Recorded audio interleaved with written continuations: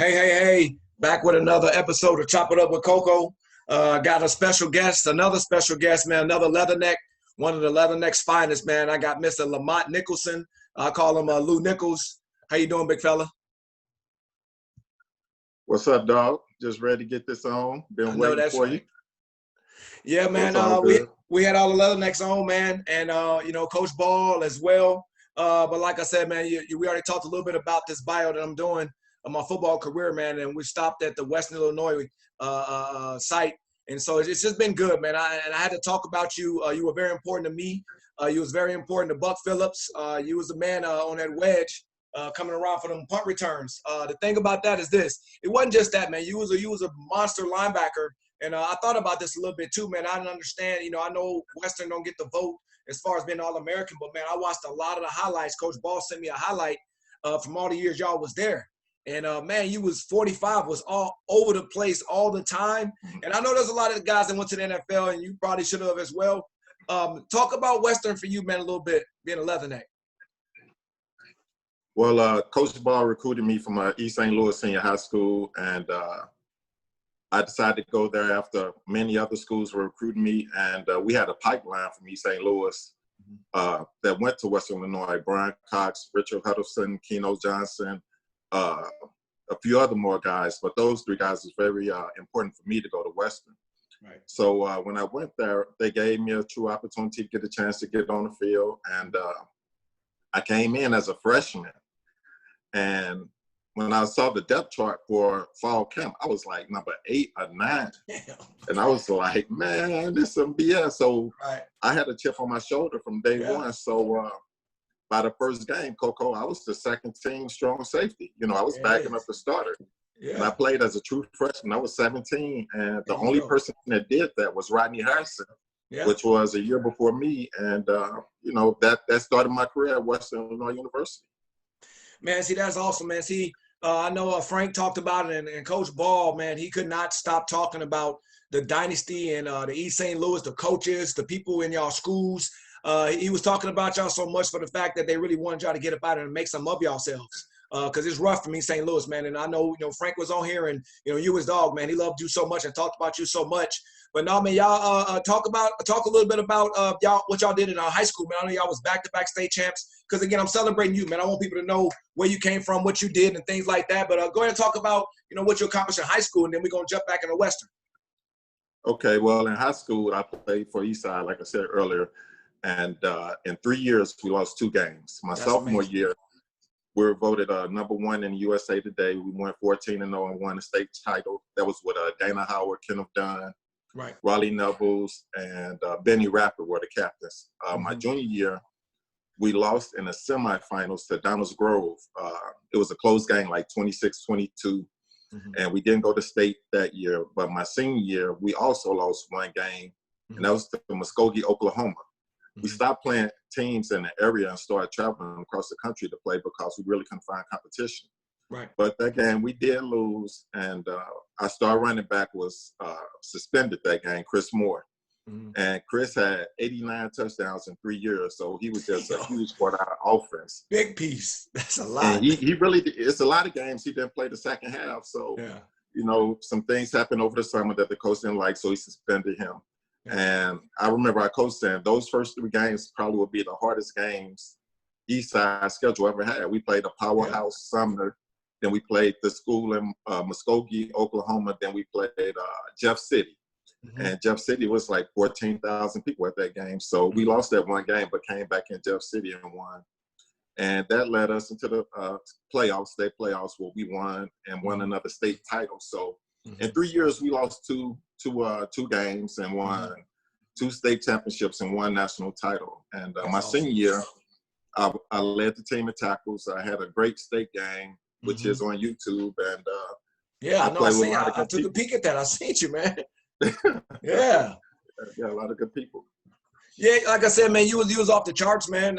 In high school, it carries you right on to Western, and you definitely did. You picked up right where you left off from high school, man. So, I just, like I said, I want to do a bio, man. I wanted to celebrate you. When I got there, man, you was always cool with everybody. Everybody loved you. You was cool with everybody. And like I said, being from where you grew up and how you was raised and how things was over there, man, you, Frank, and Stu, to have 3 guys from one high school come to Western and put that kind of impact in our program, that was cool, man. You know what I mean? So to have that transition to bring y'all over and things like that, and like you said, Brian Cox, was the one starting y'all off, and a lot of y'all could have went to bigger and better schools, but Western just felt right, because he went through there and he ended up making it to the NFL. So, I know that was everybody's dream. Some might not say it. I would say it. You probably wouldn't say it because that ain't you. Frank would say it. We would say it. But we all had a dream, man. We all wanted to play in the NFL, make money for our families.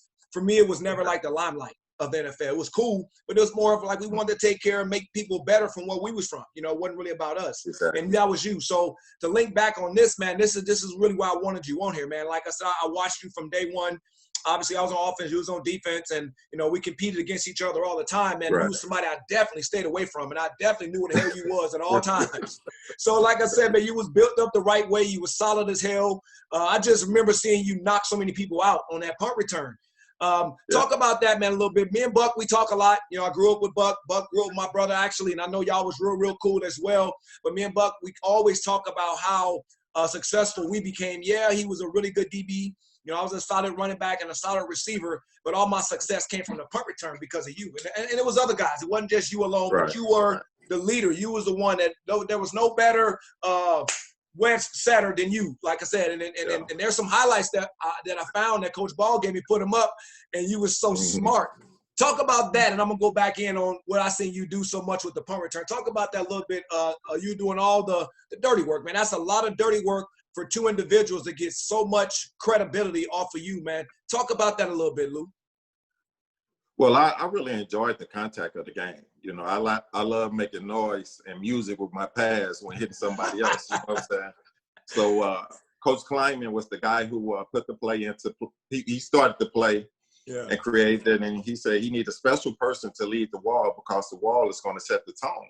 Yep. So it's like, I want Lou to play this position. And I remember the first day we practiced it, we walked through it, and he said, Lou, the punt returner is going to catch the ball, take 2 steps to the right, then come back to the left. He said that first guy down, he won't even see you, but he'll see you when it's too late. And he said, if you're a physical guy, you'll take care of him. Yeah. I got you, coach. You know what I'm saying? And it happened in our first game, the first time we ran that, it happened exactly like we practiced. Yeah. And it was one of my hardest hits. It actually knocked the guy out cold, and they had to stop the game like for 10 or 12 minutes. And the rest was history. Buck understood it. You understood what needed to be done in order to get to the wall. Yeah. And you guys give me a lot of credit, but you guys is catching that ball, the concentration, taking the 2 steps the opposite way, then get to the wall, make a few people miss, and take it to the house. Yeah. So you guys give me a lot of credit, but I had 2 guys who understood the game, who were students of the game, and just made me look good just as well as they did. So it was a team effort, a whole total team effort. And that's what made it so cool, because like I said, I knew you would speak that way, and that's how you is in life as a man, as a human being. Even off the field, you was always that way, man, and that's why you always been special to everybody. But for me and Buck, man, it was so important just because, like I said, man, there were other guys. There were 10 other guys that helped block as well. But like you said, it start with one person who gonna be ruthless and dog enough, no matter the size, and take care of that person, and you loved it. And I got a thrill out of that. Like, there were a lot of punt returns where I seen you really destroy and knock out. And I'm not saying I want to see somebody's son or a football player get hurt, but it was part of the game, and it was something that I enjoyed. I enjoyed that, honestly, than scoring a touchdown. I enjoyed seeing you look out for us and crush whoever going to chase us the way you did. I got fulfillment out of that, because for me, that's what it was. So I loved it. It made me smile. And I know we would make people miss, and it was a safety net. It was like, let's just do what we got to do. Once we get over to 45, we could. And it's like the military. Once you always had our back, you protected us, man. So I love that feeling. There was a lot of my returns where I did what I did. Buck as well. We get into the wall, we hear it crack. like a car accident, and we kind of want to look and peek and see what happened to him. And that was so fulfilling for me, man, just because, like I said, you never really got no props for it. We would tell you, coaching them would tell you, but other people never really recognized how hard that was. And I watched you do it. You were really good at it, man. There's on one of the highlights, man, I found it where you was so smart. See, the thing about you, you just wasn't a big old strong physical football player, man. You was really, really smart, man. And I got to give credit to you and Frank. Y'all was extremely intelligent. You know, you can see you making calls. Y'all always talked, and you can't just be lucky and good. You got to be smart and good as well. And that's another thing I think that a lot of linebackers don't get credit. They think they're just big and strong and stupid. Man, you were smart as hell. And again, I was talking about Frank, his genius, and the secondary pointing out things. But you were so smart, man. I always seen you in them highlights ball sent me, man. I think it was 88 to 96. And when I saw the years you was playing, even when you wasn't as big, because you was swollen, I was like, that nigga big as hell. You was still around the ball all the time, man. Every single defensive play, 45 and 9, was all over the ball. And that's just the way y'all was made. Now, with that being said, you know, the highlights is this. This is when I really got a knack, and I knew. I mean, I seen them on eyes, but it gave people a clear indication of how smart you was. Meaning this: when teams would punt the ball, you would find the ball. It showed the highlight clear as day. You would see where it's being kicked right off the bat. Like nobody does that. I did punt return for so long, and like I said, punt return, people were afraid of punt return because people get their shoulders broke. I was fearless, and so was Buck. Like I had no fear in the world. I just, regardless whether I had no fear, and I had to find a way to come up, and that was my way. But being fearless and knowing you had somebody that's got your back, oh, I'll be there in a minute, homie. I'll be there. But I watched the ball get kicked, and I watch you look around to see where the ball's going, and then you take off. And I seen this, and it made me laugh. There was two guys about to get into the wall. We did what we did, and then once we get into the wall, there's two guys coming. There was a little guy. You went right by him. There was a big old dude down there, and you crushed him. Nobody saw the return for a touchdown, the sideline, our sideline, all our players, coaches, we just screaming and jumping and screaming. That was so fulfilling, man. We needed that. That was energy that changed the tempo, that changed the game. And I'm glad Weston, y'all talk about coach a lot. He was amazing for y'all. But special teams changed the game of why we won a lot of games. You know what I mean? Field position. You know, if we get in our hands, we get in that wall. But and myself, we was getting to the house. We was getting there, man. So, and I thank you forever for that, man. Like I said, me and Buck, we was All-Americans in special teams, man, and it had a lot to do with the coach's decision to do that, to help us out, and we ended up on the schedules and things like that. Talk about the year that we won the Gateway Conference and the role you played and all of that, man. Well, when you guys won the Gateway Conference, that was the year after me. I helped recruit you, Eddie, Cyron Brown, you know, Frank, the nucleus of that team. And, you know, actually, Coach Ball called me after you guys won and asked me if I wanted the ring because I was just as much a part of it as the people who actually played. I was like, nah, Coach, that's okay. You know, we didn't get it done, but I'm proud of those guys. You know what I'm saying? But we set the foundation to get a lot of good players at Western Illinois to help accomplish what you guys did, you know. So I was very proud and still extremely proud of those guys who did that because for a long time, Northern Iowa was the thorn in our side, you know, for you guys to do that. And actually, when you guys beat Northern Iowa, I was at that game. I made that trip to WIU just to see that game. And I knew it was going to happen. You know what I'm saying? But it was a good thing, good experience to be there and watch you guys play and do what you did. Do me a favor. Talk about the defensive side a little bit, Lou. Talk about the coaches. You know, I know you got Coach Wood and Coach Clam and all those guys. Go ahead and talk to them a little bit about, you know, how they installed that strength, the wisdom, and all that stuff in y'all, because Western Illinois was always top 3 in the nation in defense. And there was always a lot of NFL prospects that went to the NFL from that defense. Hey, talk about that a little bit and those coaches and those things, man, what you experienced at Western on that defensive side of the ball. Well, it all started with Coach Ball and Coach Wilt. You know, they had a great relationship where Coach Ball being the head coach, he gave Coach Wilt the opportunity to do his thing without bothering him. You know, and Coach Wilt, he was the type person, he was a no-nonsense. It didn't matter what color your skin was, black, white, green, purple. And if you had the knack of knowing the game, he would put you out there. And he said football isn't for everyone. He said if it was, it'd be called people ball. And he made me laugh with that. And he said, Coach Wilt was a lot of other things, you know. Yeah. He told a couple of guys, say, hey, guy, you look like Tarzan, but play like Jane. You know, and I was just like, this dude, he never held anything back. And I love to play for a straight shooter who will tell you if you plan or if you're going to be benched. You know what I'm saying? And it wasn't no difference for me, you know? So he set the tone as far as the type of people he was looking for to play on this defense. And then Coach Kleiman was the ultimate teacher, man. I mean, the ultimate teacher. I heard that so much, man. Shout out to him, man. I heard that so much. Shout out to him. He was the ultimate, shout out to Coach Kleiman. So he was the ultimate teacher, man. He made you understood cover 2, cover 3, 0, 1, and why you had to be where you need to be to make a play. But he will put you in position to make that play. But it was up to the player to do what he had to do to get noticed, you know. So all those guys played a strong role in the defense, the special teams, and the entire team to help us be successful on and off the field. But Coach Ball, Coach Will, and Coach Kleiman, those is my guys. And I can't forget about Coach Melvin.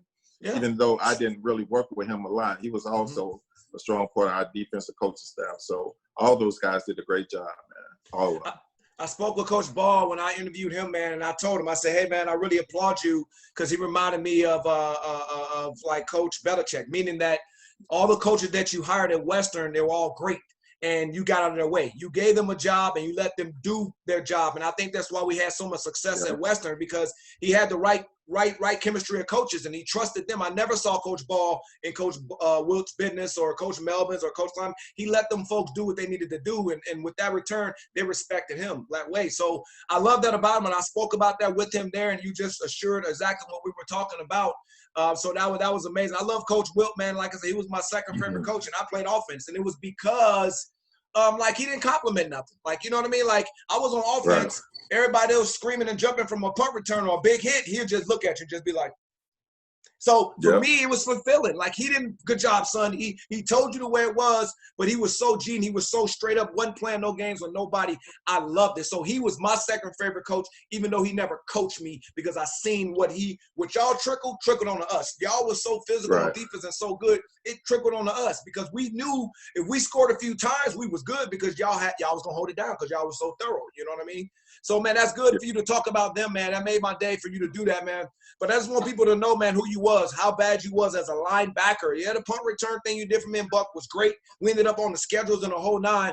But you was a linebacker, man. When you watch them highlights, they're up. I found something that Coach Ball and I put them up, and it's just you all over the damn place. 45, like you did so many things that probably went unnoticed, but fans and people, check out my page. Look at number 45.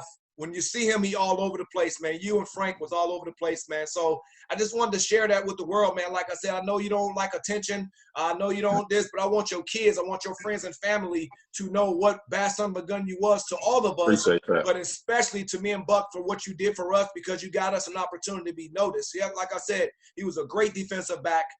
Fast, did everything the right way. Buck was a physical, heat-seeking missile just like you. But like I said, myself, my opportunity of my dream was coming from that special teams, and I realized that, you know what I mean? And you was a major part of that. So it was a whole Leatherneck hookup, but I really want to thank you, man, for doing the dirty work. And that's what this is about. A lot of people get a lot of dirty work, and they never get the appreciations. And I always told you face to face, but to tell the world that I want your kids and your friends and family to know that, you know, I call you Lou Nick. You was one of the baddest linebackers I'd ever seen. And like I said, that's saying a lot because a lot of them linebackers went to the league, man. And so we were stout, man. We was really, really good. But I just always felt like not nobody had to come tell you anything to make you because you were confident. But I want to thank you, man. I seen you. Like I said, watching them highlights from Coach Ball was fulfilling even more because I didn't see those other years. You know what I mean? I got a chance to see you run around. I saw the highlights from the high school, and I'm like, damn. You know, to lead a team like that in tackles in high school and in state championship, man, I'm so glad you went to Western and not somewhere else bigger. You know what I mean? So I'm glad I crossed as friends. He was always like a big brother, man. He was always smart as hell, always doing everything the right way. You always had once the person was your friend, it was forever. And I really appreciate that, man. Frank talked about you a lot. Wait till you check out his. He couldn't say nothing without you being in it. He's like, man, that's my big brother. I had to bring him with me. That's it. Ain't no other way. You know what I mean? Talk about, I know we spoke a little bit. I know y'all got some things that y'all doing back home. Go ahead on and talk about that a little bit, about the what y'all doing on the shirt back at the crib, Lou. Oh, okay. Yeah, this I'm repping. He's saying all my people know about this. This 89 Blocks. It was a show produced by LeBron James, and they talked about East St. Louis football team a couple of years ago, and you should check it out. You can go to YouTube and check it out, or you can go to Fox Network and on demand or whatever. Type in 89 blocks, and you'll see it. It's probably about an hour, 10 minutes long, but it's worth it. And you'll see on the field, off the field, the adversity the team went through, all type of stuff. But it's a great show, man. You can't miss it. You got to check it out. That's cool, man. I'm so glad that, I was talking with Frank about this. I just love the fact that, the way y'all grew up and how rough it was. Like I said, we brought it up back in the day. East St. Louis was one of the murder capitals for a long time. It was back and forth with them in New Orleans. And so for y'all to raise and come up out of that, man, and be so successful and be straight good people, that's amazing. So for y'all to go back home to y'all's where y'all grew up and to give that back to y'all's community, that's what it seemed like, a big old circle of doing that, man. So I applaud y'all for doing that and things like that. So I'm going to definitely check that out, man. Everybody go check that and support that. Now I want you, if you can, man, I know, go ahead and talk to some of the people in your life that's important to you, Lou. I know Coach Ball he talked about you a lot, man. He talked about how special you was to him, and he had a lot of great guys he had. Go ahead on and talk to your kids and the people that you love and why, who made you who you is, who's responsible for you being an amazing human being and an incredibly great football player. Go ahead and talk about them folks if you can for me, big fella. Well, it started off with my dad. My dad was my number one supporter, my number one critic, and my number one fan. He introduced me to the game of football in my neighborhood when I was a kid, and I just drew to it, and, he allowed us to play all sports, basketball, football, baseball, and all those things. And he was also my baseball coach. But my best sport was football, and he started directing me in that path. And I played Little League football. I didn't play in junior high, but I did play in high school. And once I got to high school, I played under a legendary coach by the name of Bob Shannon. And he coached the East Side for a number of years. And honestly, he gave me the mentality where when adversity hits, not to get shaken or rattled or anything, but just stay composed. Right. And I just took that to college with me and just played with the rest of the guys, the coaches and everything. But my dad, my brother, my family, all those guys, my older brother, he was kind of like a thorn in my side. Sometimes he was positive, sometimes he was negative, and I had to. It was all in a good way, though, man. Yeah, I had to decipher the good from the bad. But I had a lot of good players I played with. Like me and Frank had played a long time together. Wayne played. Dennis Stallings, Chris, DeAndre Singleton, who did go to Western but ended up transferring. I just had a lot of good people along the way. Where it just, polished me off once I got to college. And, college, I was able to open up and just let loose. I was, I played as a true freshman, got hurt my sophomore year, and had to have a reconstructive surgery on my left shoulder. Then I came back, and, man, my sophomore year, Coco, it was rough. I ended up losing my starting position, And then I started gaining my form back at the end of the year. And then what happened? We had a banquet, man. And at the banquet, my name was only called one time. I told Coach Kleiman, I said, man, I've never in my life been to a football banquet where my name was called one time. I said, this will never happen again. So that following year, I was junior of the year, defensive player of the year on defense, and voted preseason all conference. And he couldn't believe it, but it was just like I never, ever experienced that. And it was just, it motivated me that entire summer, so finishing at Western, I was defensive player 2 years in a row, junior of the year, captain of the team, all conference. And I had other honors, but it was just the friendship that I made, the teammates that I had, and just playing the game, man, and going to college. I graduated with a Bachelor of Science degree. So I'm happy with everything and the way it turned out, So, meeting people like you and Frank and everybody else, we got all type of stories to tell on the field and off the field. You know what I'm saying? So it's a great thing, man. And that's why I wanted to do this, man. I just felt like the timing couldn't have been better with the coronavirus. We're all inside, hanging out, chilling out, trying to stay safe.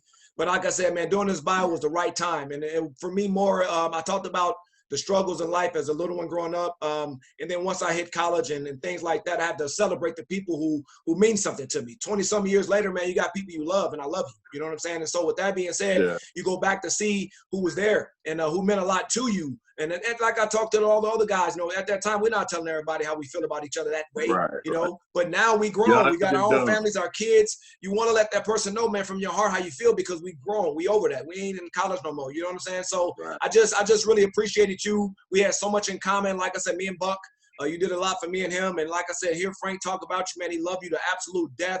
Coach Ball talked about you. And everybody that talked about you, man, you came up and everybody's pretty much every single person's Zoom, you came up. You know what I'm saying? So for me, man, I knew that's the type of person you was. You telling that story about you getting caught one time, you were so competitive. And it wasn't like you needed to be patted on the back, but you, hey, I want to be the best. And that's the way you carried yourself. You was quiet. You didn't have little to nothing to say. But I just applauded you, man. I seen all the hard work and all the things that you did. And I just wish you would have got credited more. So I just wanted to come on here and bring you, man. And like I said, you and Buck, man, they had us on the schedules. We got so much love from you knocking people out, man. I seen you break jaws. Like, there was a dude jaw you broke in the game. And I'm just like, man, like, I mean, you know, when I talk about the hardest hitters I've ever seen, you definitely probably the one or two that I talk about because I seen you do it. You was fast as hell. You was super strong as hell, and you was about it, and you ain't cared the size. Like, you look for the biggest ones, and when you cut that highlight on, you going to die laughing because I rewinded that like 80 times. I was like, watch this. I was telling her, watch this. He looking, the ball, he found the ball. That's just smart to do that because you don't know where it's kicked out of bounds. And you, first thing, boom, you spin, you look, and then you destroy it. I was like, oh, he's going to get it. Next thing you know, man, you missed, like I said, a little dude, and a real big dude thought he was going to get something. You crushed him to another planet, man. But I just applaud cats like you, man. And like I said, the way you grew up, how you was always positive, Lou. That's one thing I can take to the bank. You was positive with everybody. You always tried to uplift people and do the right thing, man. I remember there was one little small story, man, I'll leave you with Coach Ball. He said there was one time, because he talked about you a lot, man. He loved you to death, man. He said there was one game that all our safeties got hurt or something happened. He said, man, the only person I could put there I trusted athletic was Lou. I put Lou, he said Lou was at about 25 yards deep, like, man, he was like, scoot up. And he was like, it was just a little funny story that I want to leave y'all with, man. That just made me laugh. But like I said, man, everybody loved you to death.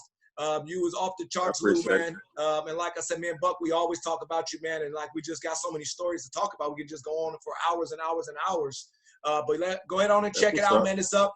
The highlights is up, man. It's some old school ones. I just put on what I seen. Like I said, it just, you see 45. And so look for that number, man. You'll see, man, you was extremely athletic. All them punt returns, man, Buck was having, man. You was head honcho in that. And like I said, shout out to all the Leathernecks, man. All them guys, y'all all did y'all's thing. So I'm not leaving y'all out. Just that some of these guys were more special to me. I spent time with them. And after all these 20-some years, we still keep in contact and we still talk. So there's no lost love for my Leathernecks. We all brothers. I love y'all all to death. You know, I shouted a lot of y'all out, especially the guys that played my segment. So with that being said, I had to just give that love to Lou, man, because I love him to death. Because I think back after I was done with my career of how special and how important you was to me. Because like I said, there was no part two of me going and playing pro football for 14 years if you hadn't been knocking people out and letting me show my talent and get off, man.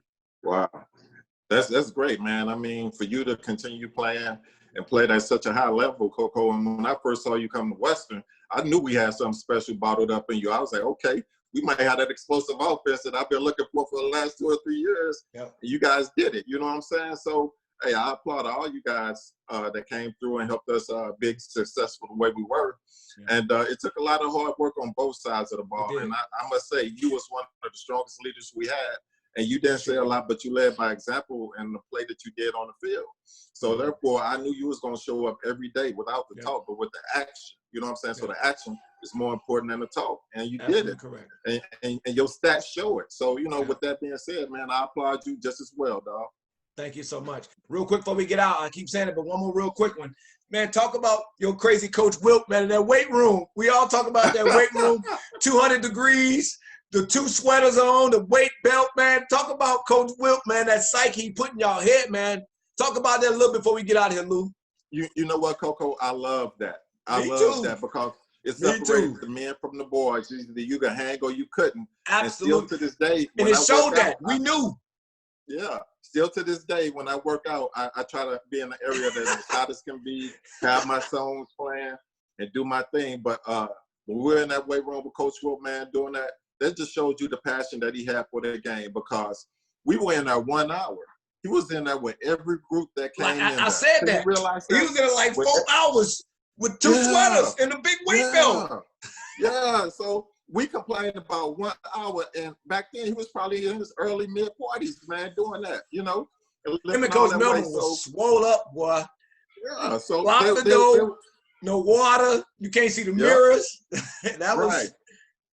But they was giving us the mental part of the game that you needed to deal with when adversity hit. You know what I'm saying? That was the reason why we lift them weights and stayed in shape and running, doing those early morning workouts and that type of stuff.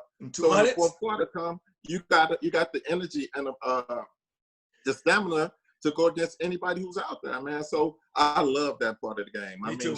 That's something that I truly miss, working out with the fellas in that weight room. Yeah. But now it's kind of bougie. They got all that pretty stuff up in WIU. Now it ain't the little locker room that we had.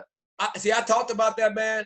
That's why I chose Western. Like I said, Northern Iowa coming out of the JUCO. You know, I played in the bowl game, so you know, Northern Iowa was there. They had the brand new stadium. They had the new Nike gloves, the turf shoes. They had everything that was appealing.